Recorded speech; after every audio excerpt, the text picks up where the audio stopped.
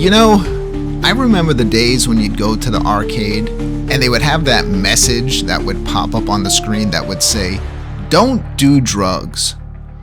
Well, today we're talking about a brand new VR escape room on the Meta 3 called Darktrip, where you need to take mind-altering drugs to help you solve the puzzles. That's right.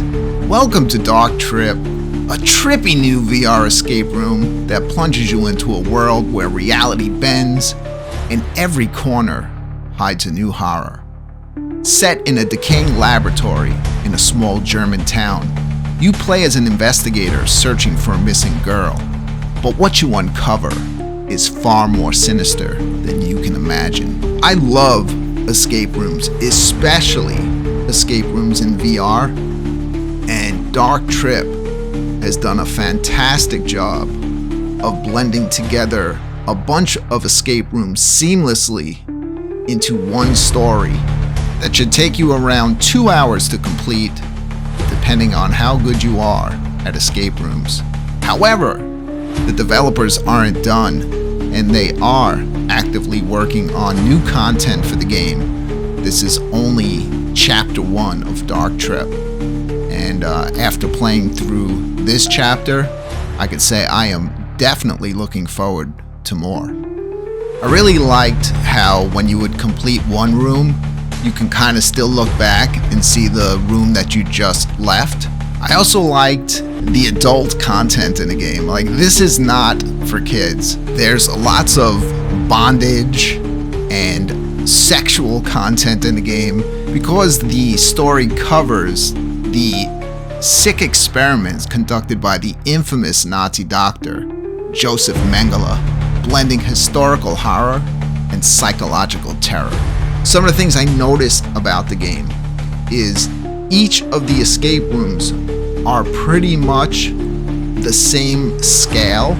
So if you had enough space in the room that you play VR in, you can actually just walk around in each of the escape rooms. But the reality is most of us don't have the space to do that. But that's not going to stop you from playing Darktrip, because you have the option of smooth walking in the game, and you also have the option for those of you who like to sit down when you play VR, which I still have no idea why you would want to do that. But if you do, you could sit down and simply use a laser pointer to point over to an area that you want to walk to, and you'll automatically walk over to that spot. So in Darktrip, each room presents a new challenge, requiring keen observation and critical thinking. You'll be collecting artifacts, deciphering diaries, and piecing together the dark history of the lab.